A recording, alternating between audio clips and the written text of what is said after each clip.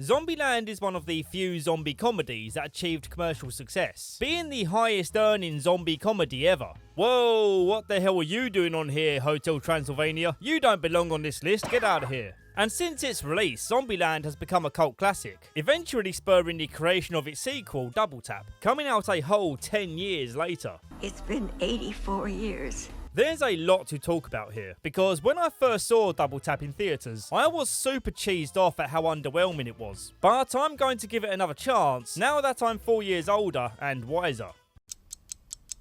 Okay, I can see now that this is going to be a close call, because Zombieland Double Tap is arguably better than the first in some ways, but in other ways it's way worse. If you're new here, you'll see that I don't do things in half measures. I don't just give a quick summary of my opinions and then sign off until the next video. I recap the entire film for your entertainment. Drop me a like if that sounds good to you, and let's talk about Zombieland. The first one. Time to nut up or shut up. Jesse Eisenberg narrates the world of Zombieland to us, telling us how things went down and how he's been able to survive by sticking to a set of rules that he came up with. Rule number 1 for surviving Zombieland: cardio. When the virus struck, for obvious reasons, the first ones to go were the fatties. Clearly no one told The Walking Dead about this rule. The visual presentation of these rules is a really fun and clever way to show you how being overly cautious has kept this guy alive. In reality, most people wouldn't be equipped to survive a zombie apocalypse, and this protagonist allows us to have the fantasy that a nerdy, awkward, World of Warcraft playing, kissless virgin like me, I mean you, could stand even the slightest chance of surviving. The intro is then perfectly sealed off with a music montage for the opening credits, using the song For Whom the Bell Tolls by Metallica. And since I can't use any of that, I got permission to use a SNES style recreation of the song.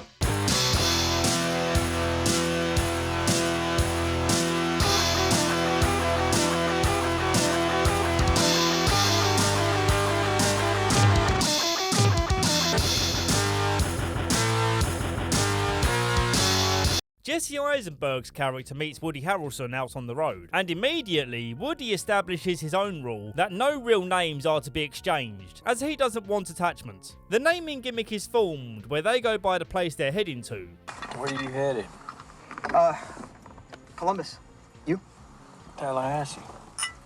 And I believe the writers didn't just choose these names at random, as the given names suit their characteristics. Tallahassee, a city in Florida, is a Native American name. If you meet a guy with this name, it would conjure up the idea that he might be a well-travelled man who's good at hunting. And he does speak like he's a lone wolf on a journey to his homeland. We ride at dawn.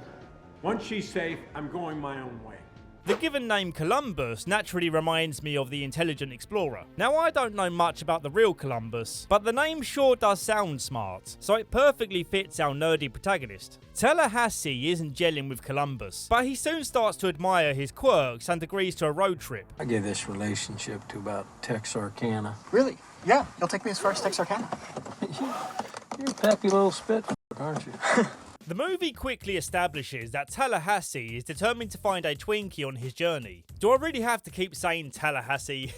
No, let's just call him Woody, it sounds better. This whole Twinkie thing seems kind of pointless, but it will have more meaning later. For now though, it certainly hooks the audience in to wonder when or if he's ever going to find a Twinkie. Oh boy, I bet you're itching to find out. Snowballs! Where's the Twinkies? I like snowballs. Me too, Columbus, and that's why I'm a Columbus. I sound like a millennial's Facebook quiz. Which Zombieland character are you? The story takes a break to go back to when Columbus was just your average Warcraft playing loser, but they got the depiction all wrong. Not a single one of those cups is filled with stagnant piss, and I'm not seeing a giant pile of jizz rags. Also, he's seen here washing himself. What a poser normie. Right after he talks about wanting to find love in his life, the attractive girl from next door starts frantically knocking at his door. Thank you, thank you, thank you, thank you. Nice to meet you. She says that she got attacked in the streets and wants to cuddle with him while she falls asleep. Rest easy with me, fair maiden. I'm a level 90 Guardian Spec Druid. Of course, she wakes up as a zombie, and we get this funny fight scene where Columbus is clueless as to what to do about the situation.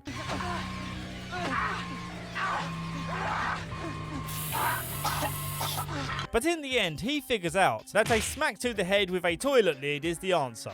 Back to the present, and we get one of my favourite moments of comedic banter, where Columbus asks if there are zombies in the eastern states. Out west, we hear it's back east. Back east, they hear it's out west. You know, it's all just nonsense. Like a penguin on the North Pole hears the South Pole is really nice this time of year.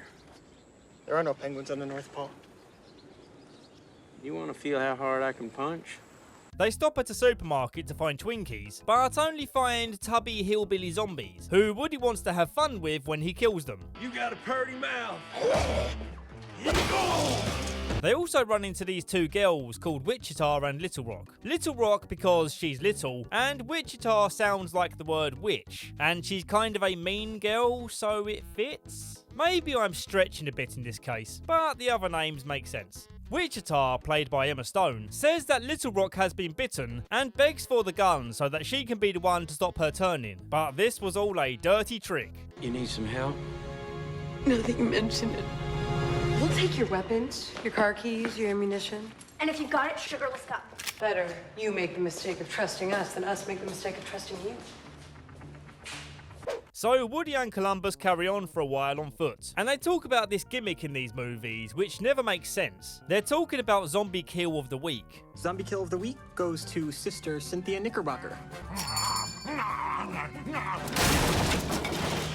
Somehow, they're receiving information on the most elaborate way a zombie's been killed that week. But for the most part, we're going to ignore the holes in logic because it's fun to watch. They find a new car filled with guns, and Woody wastes no time in wasting ammo. Thank God for rednecks.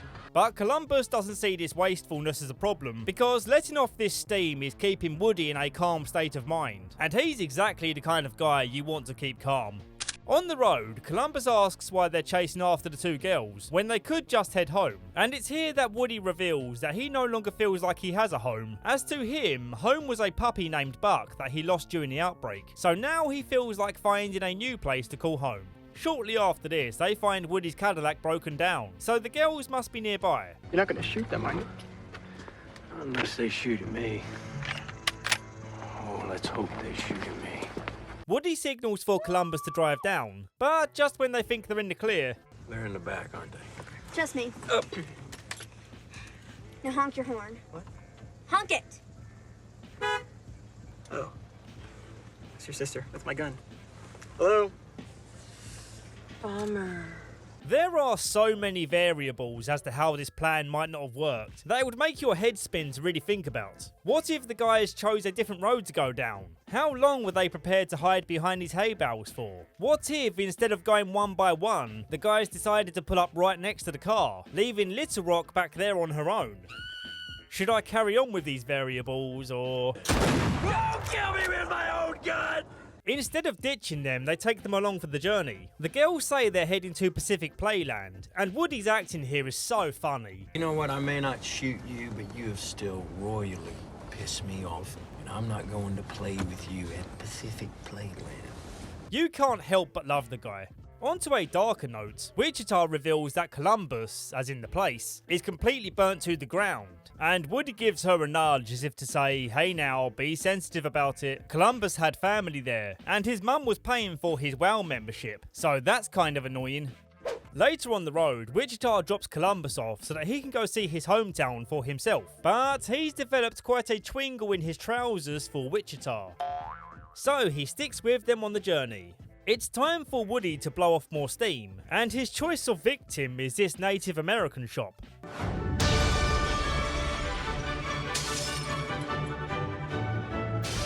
It's a fun little part, and I do enjoy the idea of being able to smash up an entire shop with no consequences. Sometimes Tallahassee's right. You gotta enjoy the little things, even if that means destroying a whole lot of little things. I really don't feel good about that joke, but it has to go in, right? This marks the start of these strangers getting along as friends, and they continue their road trip, occasionally swapping drivers and life experiences, like Little Rock teaching Woody the difference between Hannah Montana and Miley Cyrus. Yes, but no, she's not. She's not. She's only famous when she's Hannah Montana, when she's wearing the wig. They drive through Hollywood, and Woody decides that they should rest up in a famous person's house. We are going to the tippy top of the A-list. Who? You'll see. Hey, there's the big BM. It ain't Bob Marley. It's Bill Murray's house. And Little Rock's question, who's that guy, might be echoed by some of you watching this video. Fellow millennial Columbus can't accept the idea that young people might not care about aging comic actors, so he forces her to watch Ghostbusters with him. The first film is good though. I insist that you have to watch the first Ghostbusters if you haven't seen it. It's the Stay Puft Marshmallow Man. That is not a very nice way to talk about your mum. Little do they know that while they've been downstairs vibing out, Bill Murray was upstairs and he comes down all zombied up. You're not a zombie. You're talking. You're okay. The hell I am. I love how amped Woody is here. 6 people left in the world. One of them is Bill fucking Murray. Bill says, hey, I've got a fun idea. Let's sneak up on your skittish friend while in my zombie makeup. No! Is that how you say hello? Where you come from? Bill Murray dies, and that's the last time we'll see him in Zombieland. Or is it?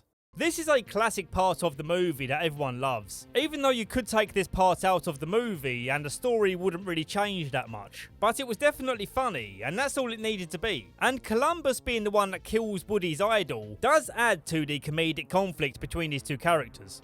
Later at night, they all sit around for a game of Monopoly, and Woody again shares his story about Buck. Although it turns out Buck wasn't a puppy, it was his son. There it is. There you go. I made this wallet together out of duct tape. This kind of moment is essential for a good zombie comedy. You need to have your grounded moments that emotionally connect you with these characters. Otherwise, you might as well be playing COD Zombies. Does that make sense? Yeah, I think it does. Take away a man's son, you've truly given him nothing left to lose. This key emotional element will come up again when talking about Double Tap.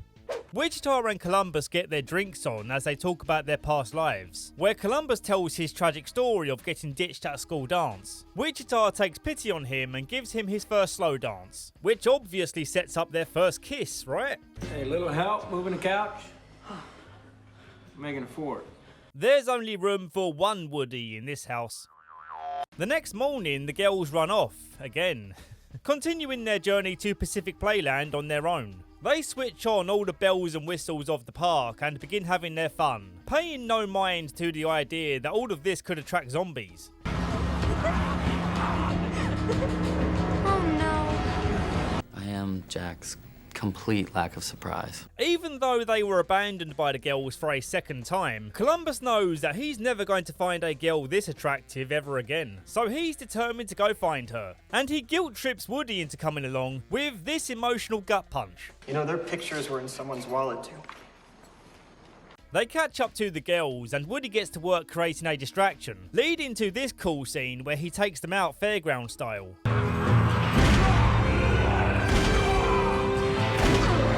Columbus is also busy running away from the zombies, and he leads them into this haunted house. I friggin' love haunted houses, and I want to experience the same fun this zombie's having right now.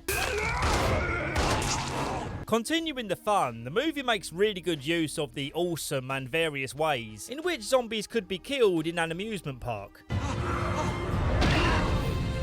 And I firmly believe this part of the movie is the main reason why Zombieland obtained a cult status. Columbus faces one last hurdle before rescuing his love, and the hurdle happens to be one of his biggest fears: clowns. I have never understood the fear of clowns. It's just a guy in a wig and makeup. He's a set of fake tits away from being on RuPaul, and people aren't afraid of them, as far as I know. Columbus's heroism is rewarded with a kiss, and she reveals that her real name is Krista. Information I will be forgetting by the time I review Double Tap. In this moment before they kiss, see if you spot anything that bothers you.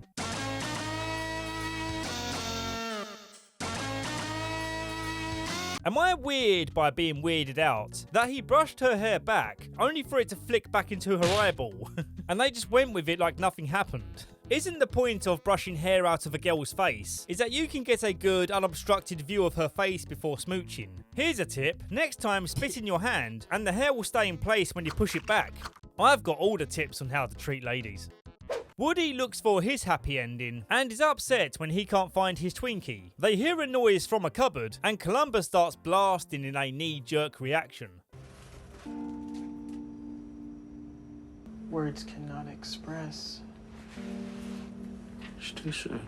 But as they all go to leave the park, he gets his happy moment when Little Rock tosses him a Twinkie. After all this, I kind of want one too, even though they are a mid-cake. Sorry America, British cakes are much better. Apart from your cheesecakes at the Cheesecake Factory. Oh my god. I'd brush the hair away and kiss one of those beauties. Mwah. And that's the end of Zombieland. Double tap skip on the ad break, and we'll get right into double tapping the next movie. I feel like you're being super judgy. Like, I'm getting a real anti-me vibe. Before the movie's even begun, I've got to give it points for the creative use of the studio title cards.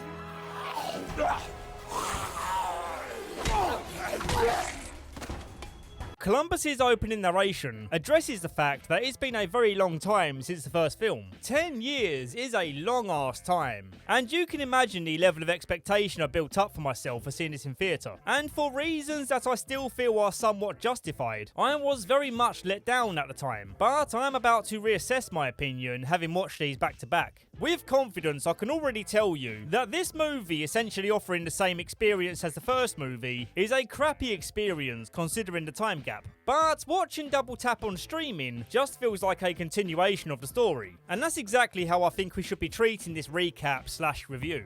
Yeah, no, I could be overreacting. I'm sorry, you're right. The opening sets up the idea that zombies have evolved into 4 different types. Number 1, homers, the stupidest variant of zombie. In a world without YouTube, who wasn't entertained by a homer? Number 2, Hawkins, the deadly intelligent type that could rip out an eyeball and use it on a retina scanner. Number 3, ninjas, adding a new layer of fear by sneaking about in the shadows. And lastly, number 4, mystery type. This type will be revealed later. I don't wish to jump too far ahead, but I've got to point out one of my major problems with the execution of this idea. They do not use any of these zombie types to their full potential. Potential which they are essentially promising with this teaser. The only smart thing a Hawkins zombie does is climb a ladder, and then it gets played by the most standard evasive maneuver when Columbus ducks out the way. Ooh, someone get that zombie a wheelchair. Then we get this one ninja zombie that wasn't even being that stealthy at all. We've seen plenty of zombies pulling off this same move. Don't let them catch you with your pants down. Rule number 3, beware of bathrooms. I'll give the movie some credit by saying that they utilised the Homer joke enough. If they showed too much more of this Homer joke, it would have lost its punchiness. So yeah, credit where credit is due. But they missed big time by not having some awesome scenes with the other types. They missed out on the potential to have some real horror moments. Maybe there could have been a scene with an underground car park where the ninja zombies lurk in the darkness. We'll move on, but I might come back to this point later. As part of the opening credits, we see they've chosen the White House as their new home, which is a cool idea. What isn't cool though is this uninspired montage of them shooting zombies. Just like the first film, they use a Metallica song. This time it's Master of Puppets, and that's fine I suppose. But let's compare this montage of them shooting zombies over and over again with the awesome visuals presented in the first movie, as we get to see these varying scenes of the outbreak, some of which are quite amusing, and it helps to set the tone perfectly. Giving us slow-mo shots of these zombies being killed in the exact same location doesn't have quite the same feel to it. Everyone's enjoying the luxury of living in the White House, with Wichita and Columbus making the president's bed their marital bed. Then we have Woody, who's happy with his weaponized presidential car, aka the Beast. But Little Rock isn't as happy, because she's at the age now where she wants a boyfriend. An idea that upsets Woody greatly, as he's developed a sense of fatherly responsibility. They celebrate Christmas whenever they feel like it, with Woody seemingly feeling it more than the girls do, but Columbus is happy to play along. Well, I am not a little girl Santa, but do you know what I would like? I don't give a fuck what you like. Glad to see that after all this time their dynamic hasn't changed. Wait, is that a good thing or a bad thing? Oh yeah, we're supposed to be forgetting that it's been 10 years. What I meant to say was, I'm glad the dynamic hasn't changed since the last movie, which was only a few minutes ago. Woody gives Little Rock Elvis Presley's gun for Christmas, but she's fed up of life right now, so storms out without saying thank you. It's Christmas. It's not fucking Christmas. It's November 17th. Later that night, the happy couple are reading books and talking about Little Rock storming off. Ha, he was reading a Walking Dead comic. Bruh, all my videos are just one big connected universe. Columbus, being a goofy goober, decides now is the time to propose with a stupidly big ring, which causes her to freak out and say that she doesn't like that level of commitment. Yeah, I suppose 10 years, 2 minutes of a relationship is kind of rushing it. So he withdraws the proposal and says they should forget about it. The next morning, Woody and Columbus wake up to find that the girls have abandoned them again. Dear C&T, we feel like total shit about leaving. Sorry, not good at notes, WNLR. Well, yeah, not good at notes is a pretty huge understatement. I wonder if they're gone forever this time. Adding salt to the wound, they stole Woody's car again. And then on the road they come across this young hipster guy who is single and happens to be around Little Rock's age. We'll come check on this situation later. Columbus is moping around in the shopping mall, visiting a Yankee Candle shop so he can enjoy some nice smells for once. Unless you're in a 4D theater, there is no way I can communicate how bad Z-Land smells. He then bumps into the best character of this movie, Madison. At first, I remember thinking, oh no, she's going to be super annoying, isn't she? And yes, she is super annoying, but that's exactly the point, and she is a hilarious character because of it. You live here? No, Paul Blart. I live in the freezer in Pinkberry. It keeps the zombies out, though it is awfully chilly. Her personality is exactly what you'd expect from her looks, but they cranked up the level of stupid to 11. I carry a can of mace with me everywhere I go. And I can run really fast. You guys, I can't believe we're in the White House. This is so random. She's the perfect clash of personality for Woody, and the perfect rebound for Columbus. And she's pretty keen to get rebounding with him back at the White House. Please. Okay, look, I've been alone in a freezer for years, so either we're doing this right now, or I'm biting the bullet and I am doing the old guy. Aside from the noise of them banging, Woody hears a loud noise coming from the garage, and when they go to investigate, it's Wichita, who's returned after a whole month to steal supplies. We've now got a couple of funny moments. The first is when she tells Woody that Little Rock has run off with the Liberal. And he's a pacifist. He has survived on a strict policy of conflict avoidance.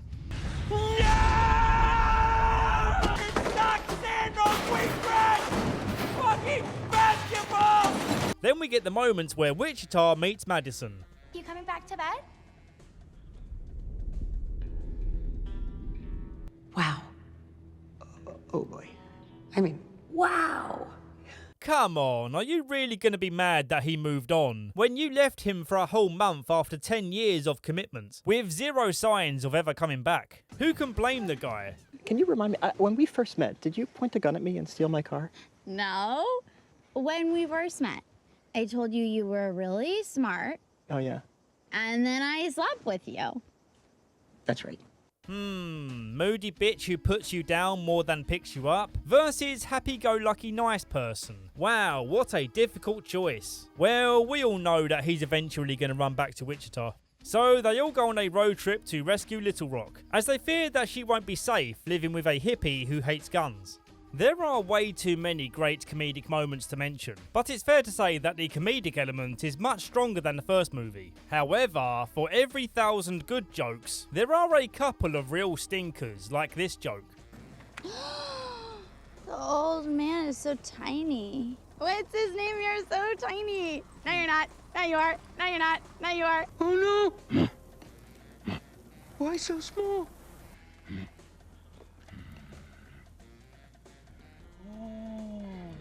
Tiny, big, tiny. She is adorable.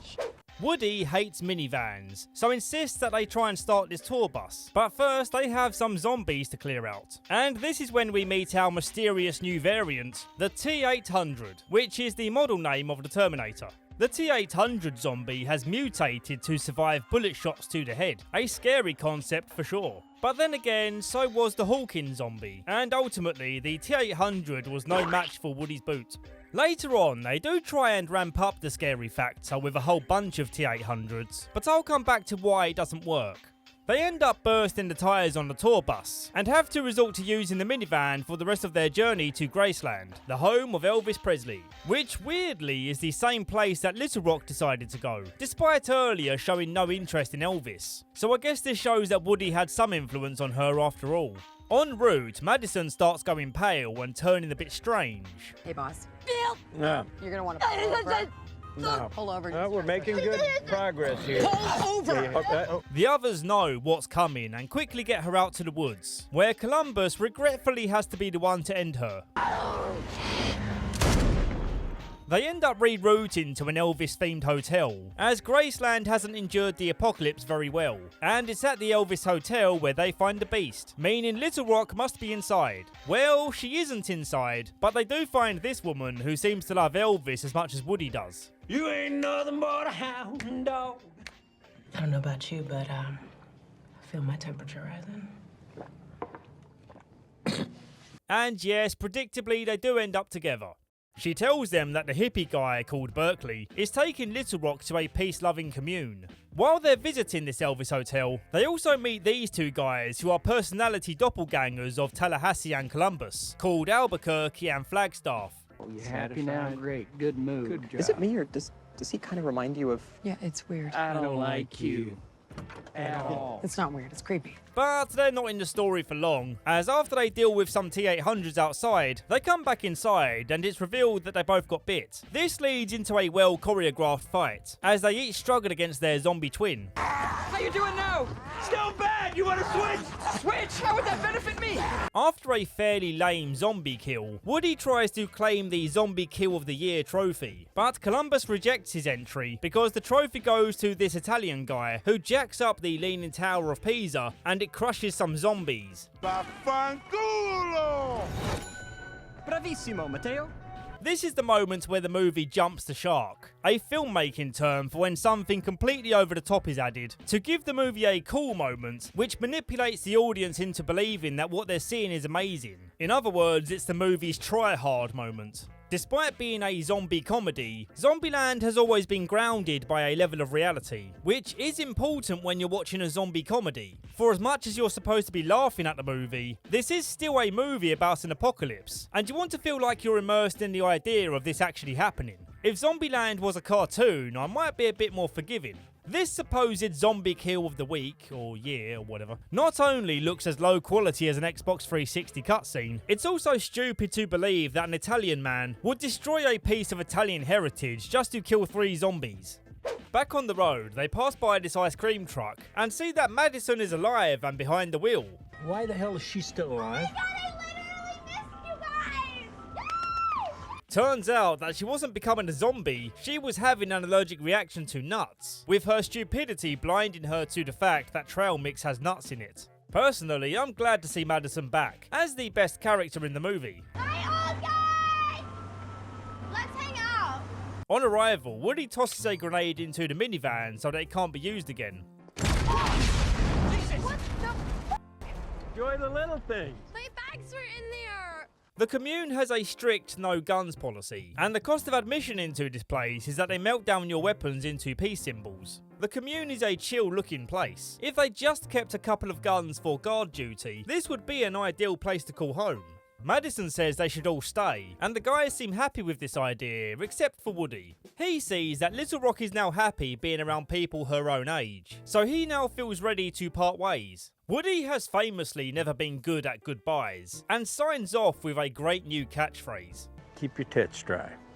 Madison being the only one crying is super funny.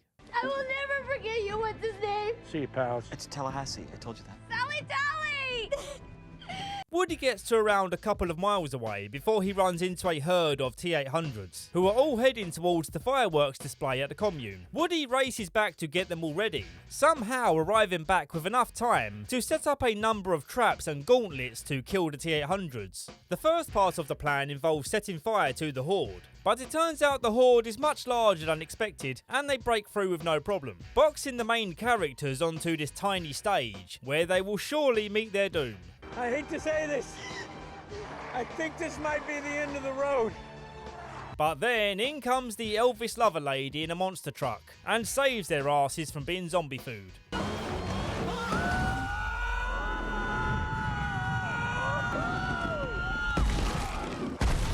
Now this scene is worthy of Zombie Kill of the Year. Much more over that Pizza moment. More like Pizza shit moment. The monster truck gets flipped, and they have to run to the top of the commune tower, somehow outrunning the T-800s. The last guy up the stairs is Woody, who leads the horde through this gauntlet of metal panels and shields. The day one free man made the ultimate sacrifice. Notice how the zombies ignore these massive gaps in the shields, where they could easily bite someone. But I'll ignore this, because it leads to this cool part, where Woody jumps onto a crane hook, and all the T-800s fall to their death.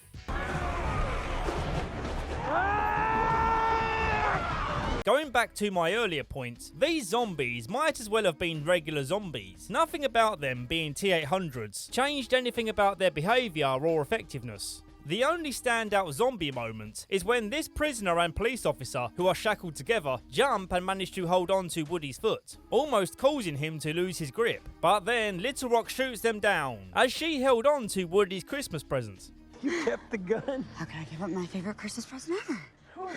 Just what I wanted. Another gun.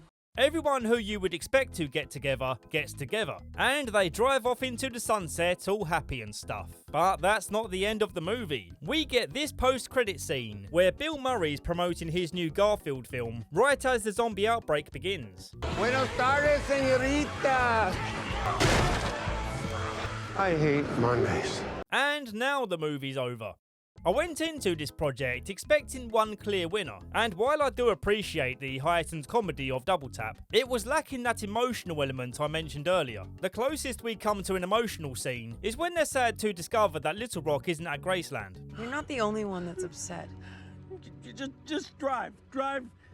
And of course the other letdown of Double Tap is the underutilization of the zombie variants, which unfortunately is a real sticking point for me. Even though it's fairly predictable for me to say that Zombieland is better than Double Tap, this was a worthwhile experience in watching them again, because I'm going to increase the score I gave Double Tap on Letterboxd. If you enjoyed revisiting these films with me, please add a like below, because I'm now a full-time YouTuber, just in case you missed my latest community post where I show you the exact moment I left my job forever. So yeah, your support is more crucial now than ever before, and I'm going to keep working extremely hard to bring you these videos. Thank you to my executive producers, you guys are amazing. Thank you to my other Patreon members, I hope you enjoyed the benefit of seeing this video early, and as always my thanks goes to you watching. While you decide on what to watch next, consider following me on Kick, where I do gaming streams for games like Fallout New Vegas. Oh my God, a goth and a ghoul? I mean, I'm done. My wife is in trouble. I mean, this is the ultimate competition, right? The nuclear fallout melted off all your skin. You're revealing everything.